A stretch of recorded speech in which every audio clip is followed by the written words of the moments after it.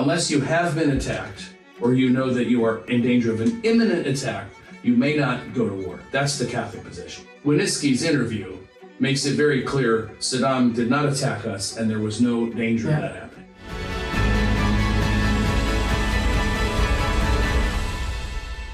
This is Maike Hickson from LifeSiteNews. We are very happy to have a short interview with John Sharpe, the editor and publisher of IHS Press.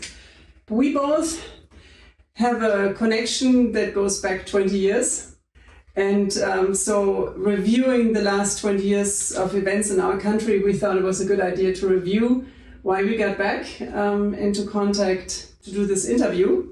20 years ago, around this time, you were putting together two books, collections of essays called Neoconned and Neoconned again. And at the time, my late husband was working with you on these essays, contributing to it. But he had just in 2003 come out of the military because he was a teacher, professor at the Special Operations University in Tampa, Florida. And he saw the Iraq war coming and he had moral objections to this war. And that's where you both got together working on these two books. And 20 years later, it's kind of an interesting story. Yes, ma'am, you bet it is. Yes. So would you first tell our audience who you are? John Sharpe.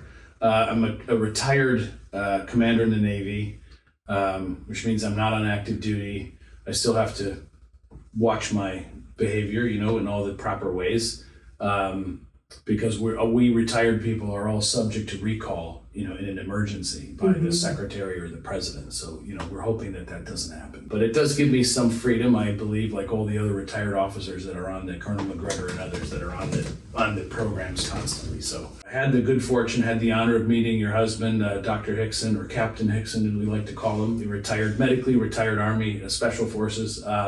Back around that time, 2003, 4-ish, just right after he left his teaching post. I don't even remember how we met. It's one of those things that goes so far back when someone's kind of always in your mind. You just don't have a clear memory of them not as, speaking to you, of course, you have the most, a vivid sense of this, that the person's just always been there. So like Robert, we had, first of all, I should say we're all on our side of the little publishing business. It's a very, very tiny operation. Colleague and myself, the colleague now is in very bad health and he's out of touch. So if we can say a prayer for him, just ask your listeners to say an Ave for my partner, Derek O'Houlihan, Irishman, who's in Ireland now. And it could be that he's even left us already because he's just in such bad shape. But so please. Yeah, that's much appreciated. But anyway, being a Catholic publishing house focused on Catholic social teaching, which would be just the churches based on Catholic doctrine and more on Catholic scholarship, because there aren't strict dogmatic definitions in the realm of politics and sociology as there are in dogma, revealed religion. But we absolutely believe there's a consensus that builds on Aristotle and St. Thomas and all the thinkers from the really all the way through. You have the ages of faith, and then with the Reformation and the progressive departure of Europe from the faith, that departure then provokes more thinking, because you're thinking about, well, what don't we have anymore? And like the great encyclicals of Leo work out a pretty good. There are occasional things that we independent thinkers quibble with. Encyclical's not a solemn definition, so I can fuss a little bit about his terminology, but in general terms, he works out a tremendous program for the building blocks, if you will, the mechanics, for lack of a better term, of Christian civilization: the law, the culture, the customs, the economy, the structure of society, questions of authority in the family, in the state, relations between church and state, this whole apparatus, if you will, of what the West was built of. We take that for granted. We just take that's again, not solemnly, but effectively and essentially binding on a Catholic. Any Catholic who's serious, like Robert was, will just take that as a given, that's part of what you should believe and should fight for and should advocate for. We started the IHS Press to bring back, I cannot say how humble the operation is, a few dozen books in print over many years. a lot of what interrupted it we'll get to later, why things took a slowdown and a digression. But generally, some of the well-known and then also lesser-known authors writing in that tradition of the Catholic approach to the economy and to politics and to the scope of society. So just right before we get to the just war theme, we started with Chesterton and Belloc on distributism, namely this word that many people hate. I think it's highly misunderstood.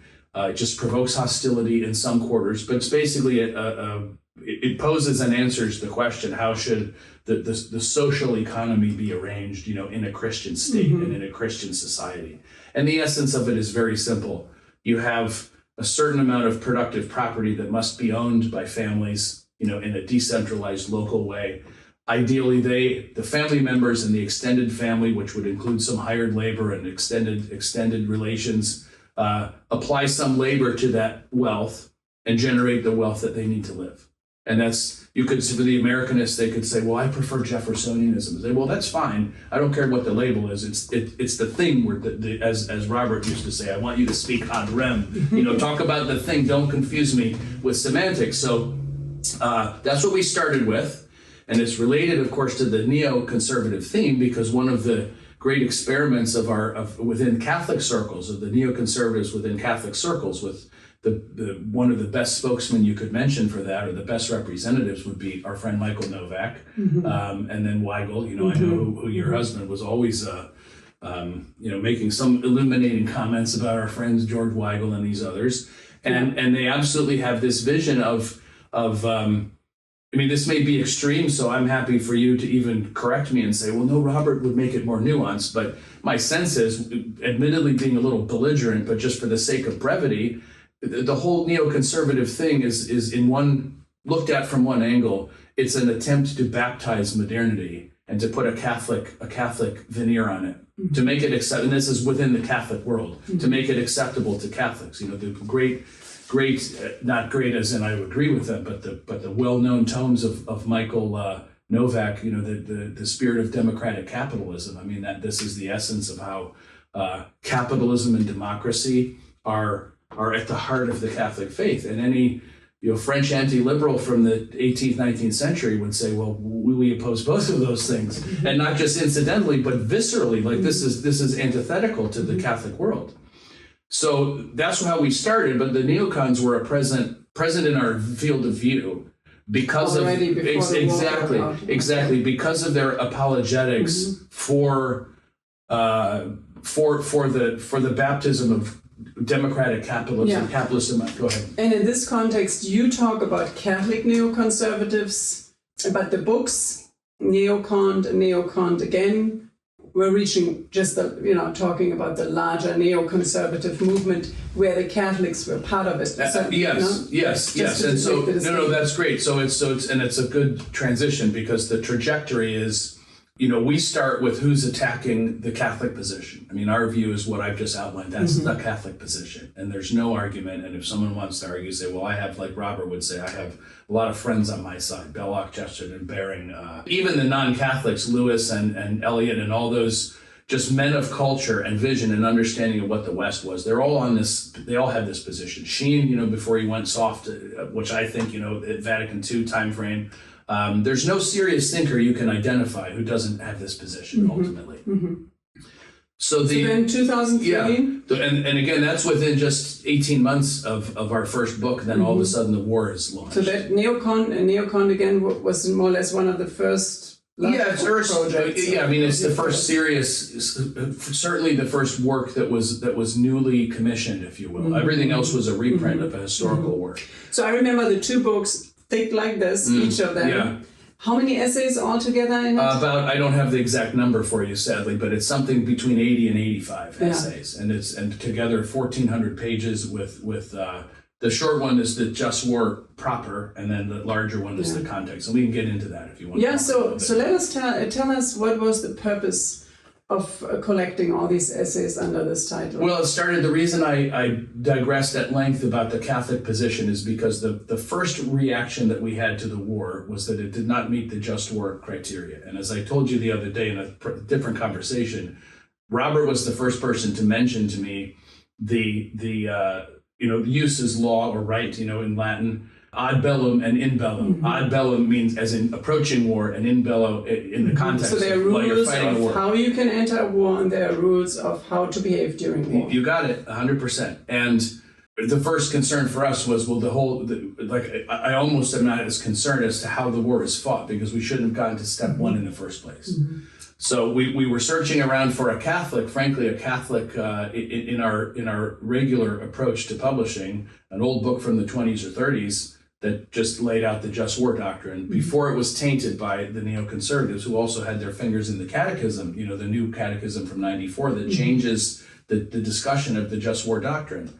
We found Stratman. You remember Franciscus Stratman, the German Dominican. So he has a great, he's thought of, as he gets older, he's thought of as a little bit of a peacenik, but in the 20s, Dominican, he's just right on. And the essence that he boils it down to, and this is backed up by numerous other writers, is there has to be a just cause, and the just cause is not, it's not subjective in the sense that if a king feels offended, or if he speculates remotely, maybe something will happen down the line and I better take preemptive action. The Iraq War was a classic case of a preventive war, not preemptive. Preemptive meaning if you look like you're about ready to be punched, you can strike first to deter what you have moral certainty is an impending or an incoming attack. If you see someone as, again, I just because of the connection, keep hearing Robert's phrases come back to me. Does he have the capacity to attack the United States? Does he have the strategic motivation? How is this in his interest to attack Saddam Hussein we talk about. Exactly.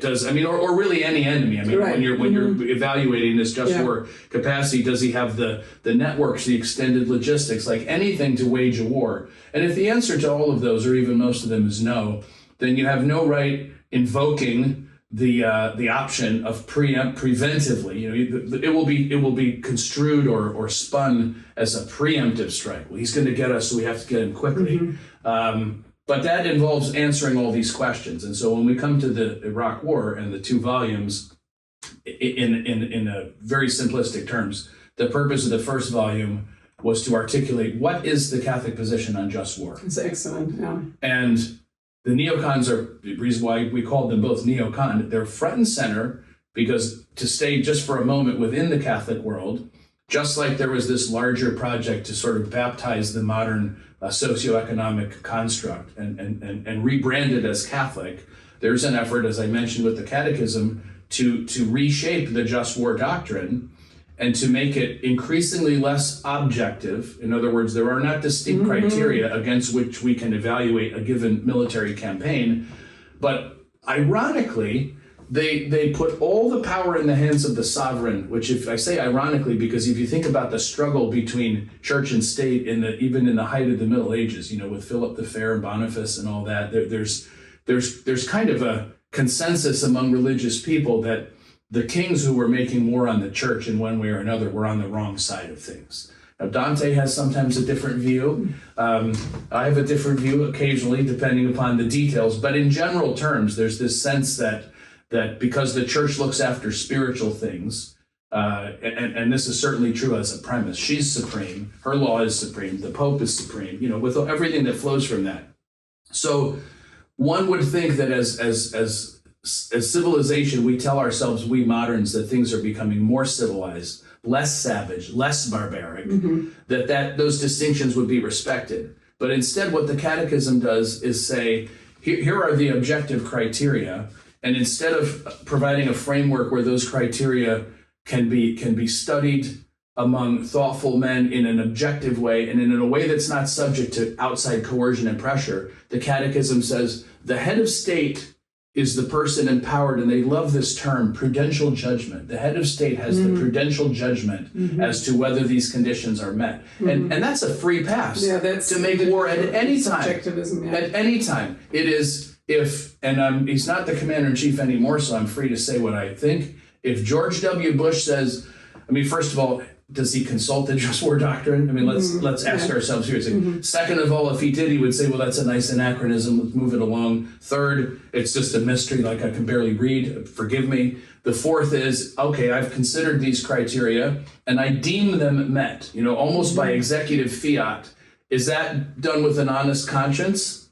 not likely, because you can't, as we'll get into with the books, you can't evaluate the historical and the practical and the real evidence that was operative at that time. Exactly. You cannot come to the conclusion Exactly. that it was justified. No. And that brings us to the second half of volume 1, which is again to elaborate on the criteria. I'll just give one quick example, and then we'll do sort of a very quick summary of volume 2. Our old friend or collaborator, wasn't personally close to him, but he was close to Robert on and off for many years, Tom Fleming from Chronicles and the Rockford Institute. So he has an article in the first volume of covering the history of our intervention in the Middle East, and with some larger history about the turmoil in that area for 1,000 years, 1,000+ years. And he's addressing one question, which is, how likely is it that whatever our objectives may be, which are often ill-defined, and that's better because there's no scrutiny that's applied, and no one measures, well, have we achieved the objective, and if so, let's go home. The open-ended conflict means open-ended occupation and everything. Yeah. But Fleming says whatever those objectives may be, the history of not just our intervention, but the intervention of the great powers is a disaster. Even the Soviets couldn't survive in Afghanistan. Yeah. So then you talk about prudential assessment. Yes, yeah, exactly, and that's what a real prudential assessment would look like. And the question might be raised: well, who cares about the history? This is America. We're exceptional. We can handle it. But if there's a very, very reasonable, almost compelling, overwhelming doubt that there will be success, and we only have to look. The great thing about this retrospective, we only have to look back at. We left Afghanistan in humiliation. We left Iraq. There's still some crazy things going there with, contractors and off the books special operations and whatnot. But the basic tenor of the Iraqis, even though we handed the government over to, Iranian sympathizers who were the enemies of the Iraqis back in the, 70s and 80s, their sentiment to us Yanks is get out and go home. And say, well, that worked well, at what cost, right? But that was again under the volume 1 is sort of categorized under the heading of the headings, I should say, of the different criteria of the just war. We won't get into principles. Right, and we won't get into each of them. No. One other passing point, and obviously you're as the interviewee, I defer to your interruptions whenever useful and helpful to guide this conversation how you want, but. One of the other interesting points in volume 1, which just as well could have been in volume 2, is a very, very long interview, 70 pages. It's easy reading because it's conversational and casual with Jude Wanniski, which is an odd person to feature in sort of an anti-neocon book. Not that he was, but he was in the kind of Reagan realm, Reagan conservatism, which it's debatable, especially in economics. I mean, how far can you stray from the conservative path before you become a neocon? And in some cases, it's not a huge long way, as you know. But one thing Wanniski did, he had a little bit of a pet peeve, to be honest, with the whole situation of our dealings with Iraq, going back to the time of Reagan's, support for Saddam during the 1980, roughly to 88 Iran-Iraq war. Yeah. Then there's intervention in 91. Then there's a period, 10, 11, 12 years of U.S.-backed pressure by the United Nations on Saddam and Iraq with the no-fly zones, which really just involved an extended campaign of war, of actual live belligerent war against Saddam's military capacity and air defenses and all that. So 10 to 12 years worth of bombing. And then, of course, the invasion in 2003. Wanniski chronicled all of it, and Wanniski addressed. And he would. I don't even remember now the bulletin because so much has changed with the internet. But there was a traditional thing you'd have to actually go to his website or sign up to an email for a little short, not very fancy, very very rugged and substantial news bulletins. The term may come to me, whatever they were. They're certainly mentioned in the book, chronicling really keeping up with the news. Saddam gassed his own people, during the Iran-Iraq. Well, no, he didn't. And the lengthy discussions of the Human Rights Watch, I believe, was one of the main NGOs, very shady, who were pushing this line about how there's evidence that Saddam, killed numerous people. And then you'd have some UN inspectors who were not quite so convinced, and others who said, well, no, all the evidence of the physical scarring and all that was all evidence of a different kind of chemical, which actually was possessed only by the Iranians, and won't get into all that now, but a very detailed analysis of all these claims that were made to vilify the enemy, to make Saddam look like the monster.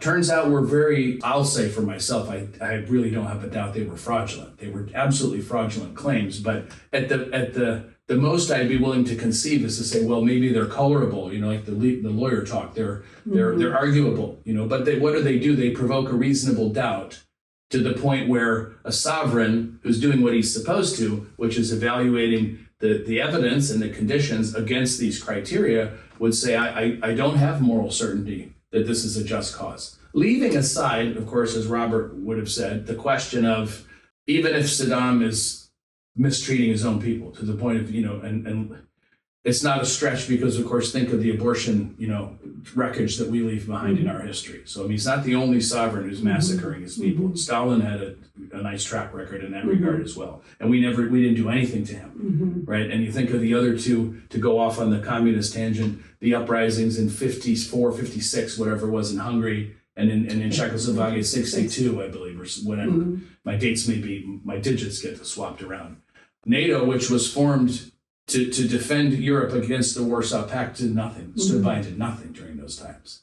So the idea that Saddam's mistreating his own people, suppressing uprisings, etc., that somehow is a trigger.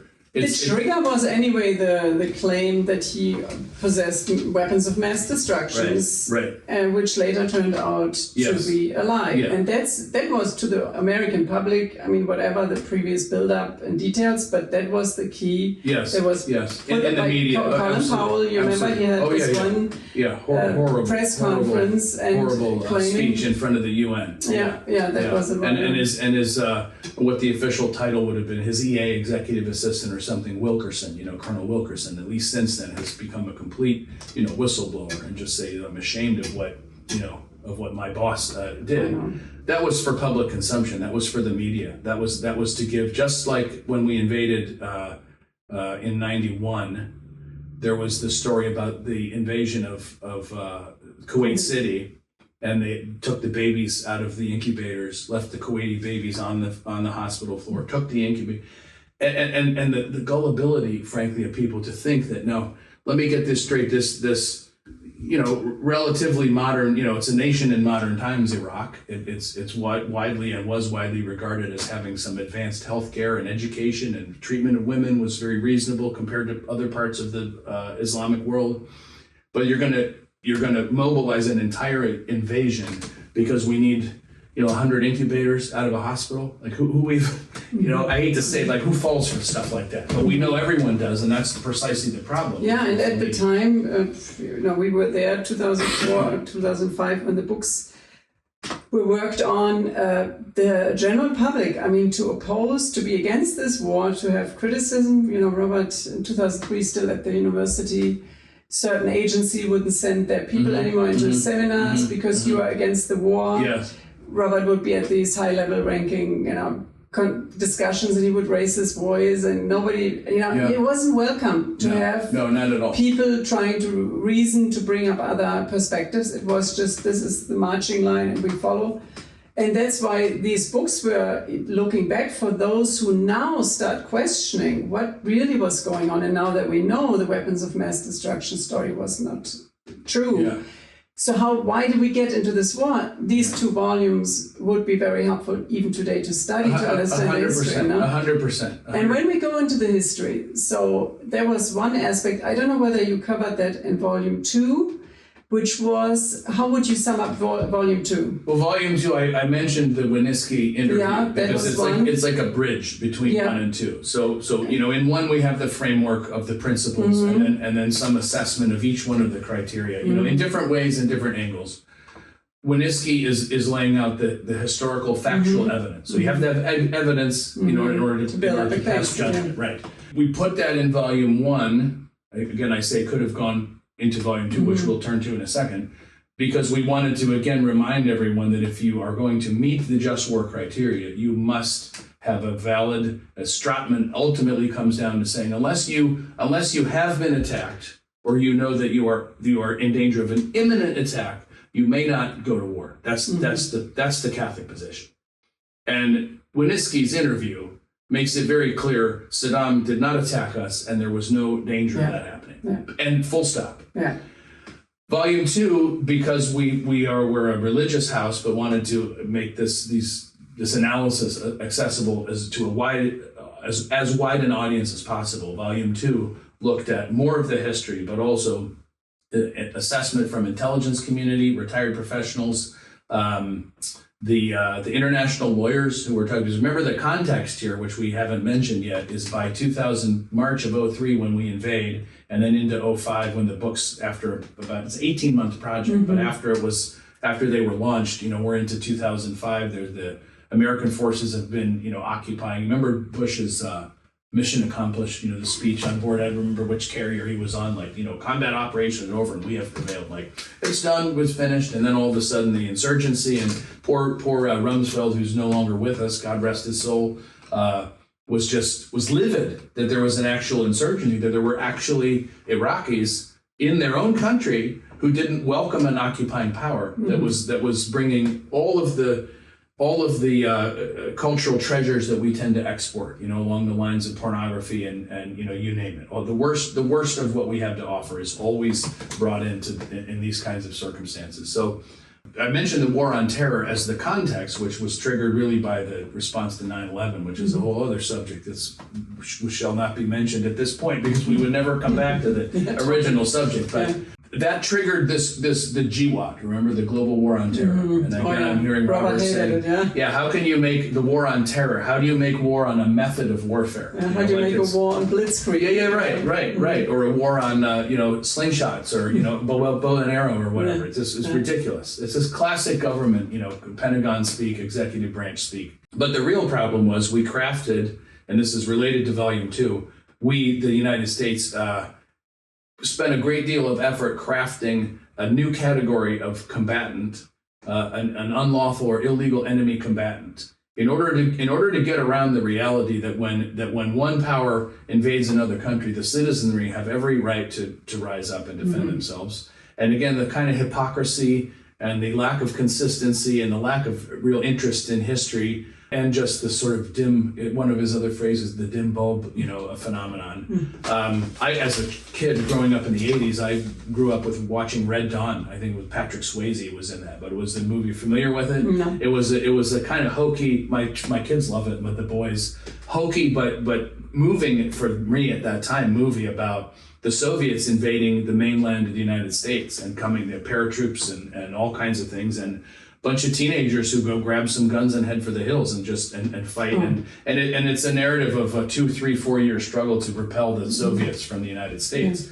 But it's basically just mom and pop and the kids getting some guns and defending their homes, which is, we're very proud of having done that when it comes to the British.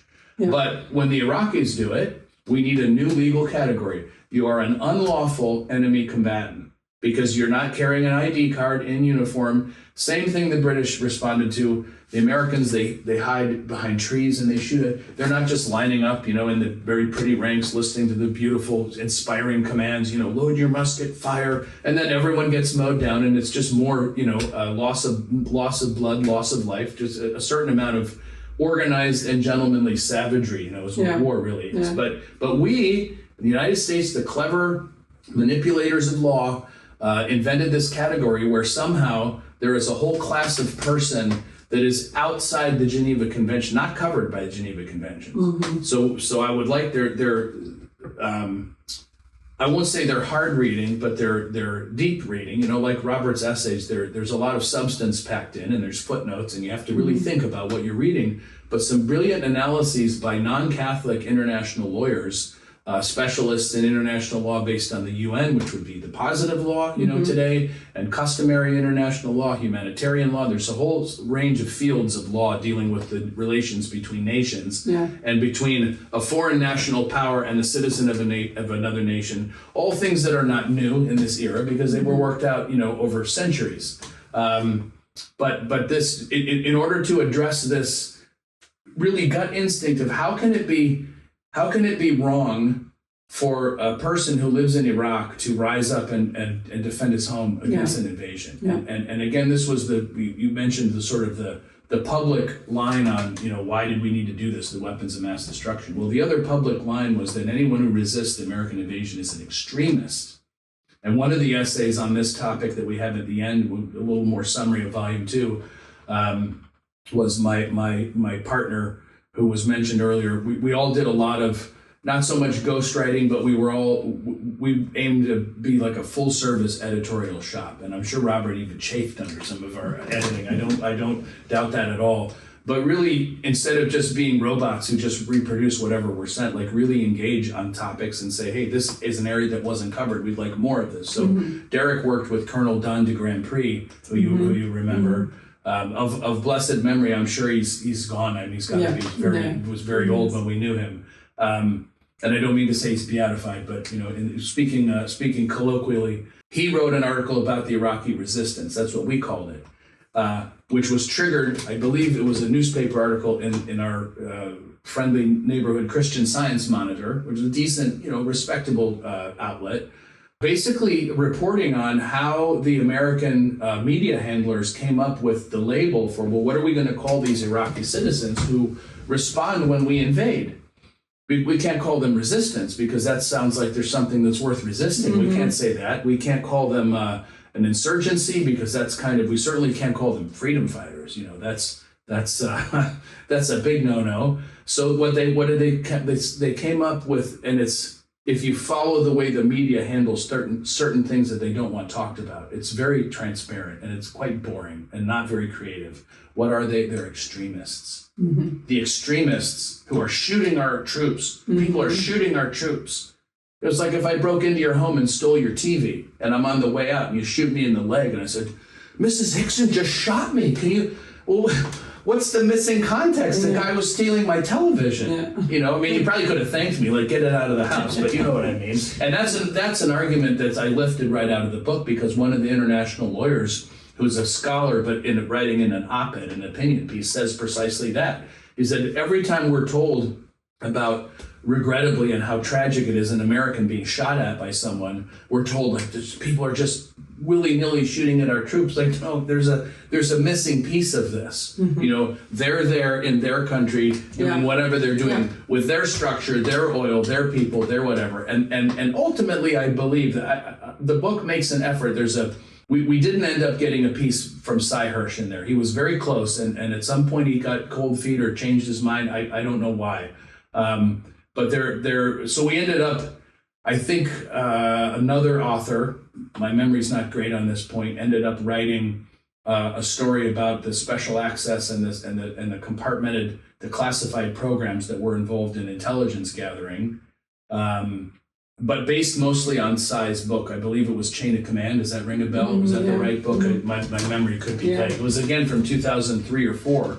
But it was all about this construct of the extremist for really, in addition to for the PR value, just to make, as usual, anyone who would resist the United States, there's got to be something wrong with them. Like, how could you possibly be opposed to anything we do?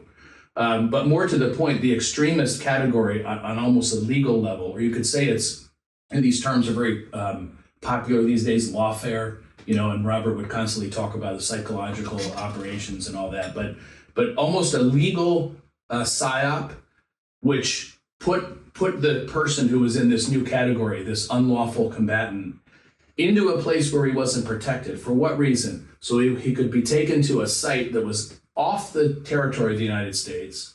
Constitution no longer applies. Due process no longer applies. Right to see evidence against you no longer applies. Right to confront witnesses against you no longer applies. Right to be present at the tribunal that's judging your case no longer applies. Strictly for the purpose of getting evidence that was mostly useless, because it always is under torture. I mean, you say whatever is necessary to make it stop. I would certainly do that myself. God forbid, betraying the faith, but anything short of that, you're like just ready to be very loose with the facts. But that was all because Rumsfeld was embarrassed. He was humiliated that there was an insurgent. You got it. And that the dissolving army of Saddam had taken a lot of its conventional ordnance, artillery shells, whatever, hit all of it, rewired, turned it into the notorious and widely discussed IEDs, the improvised and even the antiseptic way in which we narrated the war IED, killed 3 of our boys or our young women or whatever. This is just an armament which we deal in, billions of dollars worth of armaments all the time, every year. But it's just something sinister. Like how could you blow up one of our kids? And that, if this is not too far afield, you rein me in if needed. Yeah.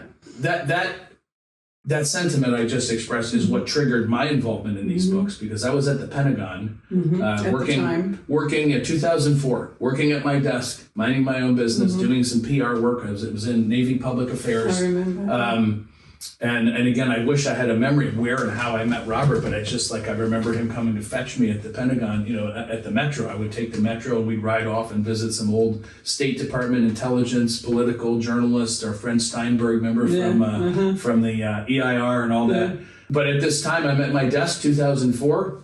A notice comes out. We're bringing troops from Walter Reed, which was they've restructured it recently, but it used to be an old army, the chief medical center for the army in DC. Now it's moved to Bethesda, and it was 24 maybe wounded, but seriously wounded, not band-aids or scratch, amputees, major damage to the skull, eyes missing, just like a Civil War battlefield, frankly.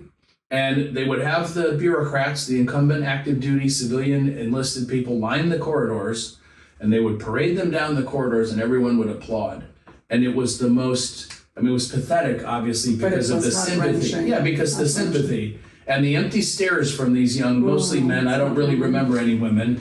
And I admit, as I wish I could quote the axiom in Latin, but the scholastic axiom that, something is received according to the mode of the receiver. And I admit I could be projecting this, despair and this vision of futility, like why? Yeah. But I don't think that I was, I would be willing to argue that I wasn't, that anyone who's being paraded by a few rear admirals and 3-star army generals who are clapping, and it's, well, are you clapping because my legs are missing, or I'll never walk again, or my wife left me while, that is really the beyond tragedy. Like there's no word to express. Exactly. The English language doesn't serve the purpose to say how foul that is. I know, and this is really the larger context. When you think that this war, the cause of war was a lie.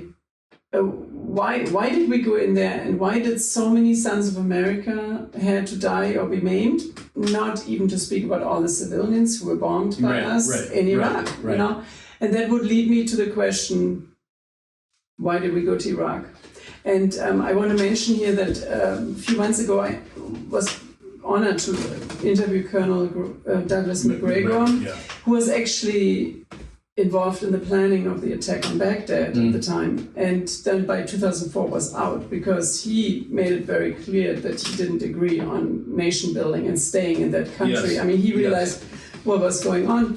But in the interview with him, he explained to us just the growing power of the neoconservatives in the 90s already when they were in Yugoslavia. But the whole idea of this concept of revolutionary war, and just it became a total new mindset. The creative destruction was the phrase. Creative destruction, Michael Ledeen. Yes. And the lobby. Let's talk about the clean break plan. Yes. And we don't have too much time, but just touch the clean break plan from 1996, put together under Paul Wolfowitz's leadership, that argued that the neighboring countries of Israel needed to be destabilized. Yes. And interesting, 1996, 2001, 9/11, 2003, the Iraq War. Yes. And Robert, being at these high-ranking conversations, remembers how some general or some participant asked Paul Wolfowitz at a conference. I think it was Paul Wolfowitz, Richard Perl, one of the neoconservative thinkers at the time. What's next? We just had invaded Iraq, Syria. Yeah. It came like this. Yeah. They knew already who's on the list who's going to be attacked. Yes, and I think Wesley Clark, that no one has a great affection for necessarily, who was the EUCOM commander during the bombing of Serbia. Mm-hmm. I think he established, there's a list of 7 or 8 countries, because we used to hear the axis of evil, remember, North Korea, Iran, and Iraq. That was Bush, if I'm not mistaken. But then there were a lot of others on that list from going back to the 90s. And just to connect it with talk about it as much as time permits, but just to connect it to the larger aim of Volume 2, always within the just war context, was the reality that if we start with these premises, there has to be a reason to invade, and it has to be valid, namely defend yourself from attack, etc. The war itself was a historical reality that we were all watching. So the question that you raised was the natural question. Well, if it's not for this reason, and if you're saying that there are no WMD, which Winitsky explodes, and everyone, it's a consensus now. No one, and I listened to Admiral Ed Jambastiani, the 4-star head of Joint Forces Command, give us a sort of a retrospective on it, not classified, so there's nothing shouldn't be talked about. It was all blamed on a misunderstanding. The intelligence community was listening to Saddam talk to his neighbors on the radio about how much armaments he had, because he did that. He was posturing, basically falsely exaggerating his power. And we all fell for it, and we just didn't know, we didn't know not to take that seriously. What kind of low-level buffoonery, who buys that kind of thing?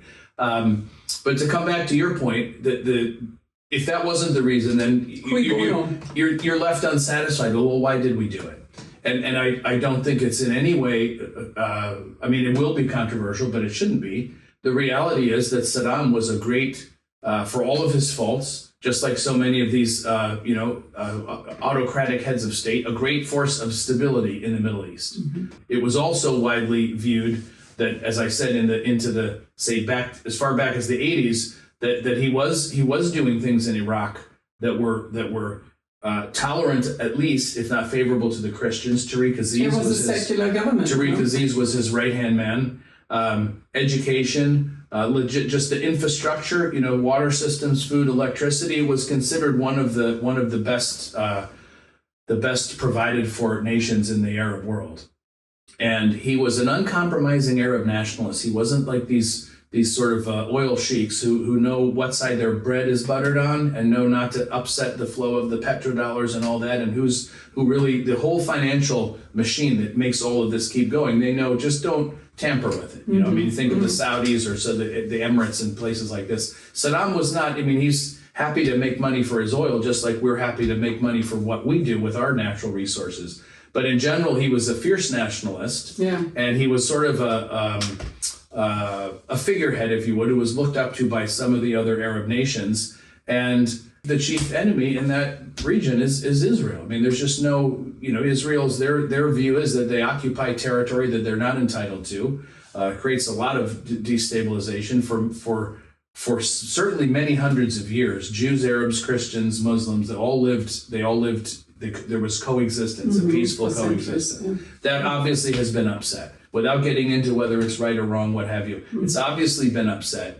And the strategy you mentioned, a brief reference to something from the 80s by Yunon, right? Was that the right? Oded Yunon, the strategy for the survival of Israel, plus the clean break, which comes from our neoconservative think tanks, is basically to say we have to destabilize the powerful countries that are the neighbors of Israel. And it's no secret whatsoever that Israel and the United States, in terms of foreign policy vision, are in lockstep. It's just not a secret. It's not something that's good, bad, indifferent. It's a fact. It is a reality. And mentioned about Syria, the same question arises there too. Why did we attack, or why were we so heavily involved in undermining that president too? It's just not. Syria never intended to attack America. It's all pages out of the same. We were talking about unjust wars. Yes. Unfortunately, our time is running out. Well, that's good. It went quickly. Not that I was eager to get it over with, but when it's a good conversation, it goes faster. We just have to continue this. Yeah, we do. That would be great. We thank you, and we ask our readers and listeners to get these books, if possible, perhaps in the library, and study up on Catholic just war doctrine. And they're still out there. On the website, they can be ordered directly. So I have a lot of them left. So just study up from the Catholic perspective, a view of some veterans, pioneers who opposed these unjust wars from early on, paid for it. We didn't get to talk about your professional. Yeah, that's the next time. Maybe. Next time we Yeah. talk about what you suffered for it, but it was worth the truth. Yeah, Will win. of course. And we are called to be Catholic witnesses. Life is short, eternity is long. That's right. Thank you so much, Okay. John. Thank you, Mrs. Hickson. Thank you. Very, God bless very you. enjoyable.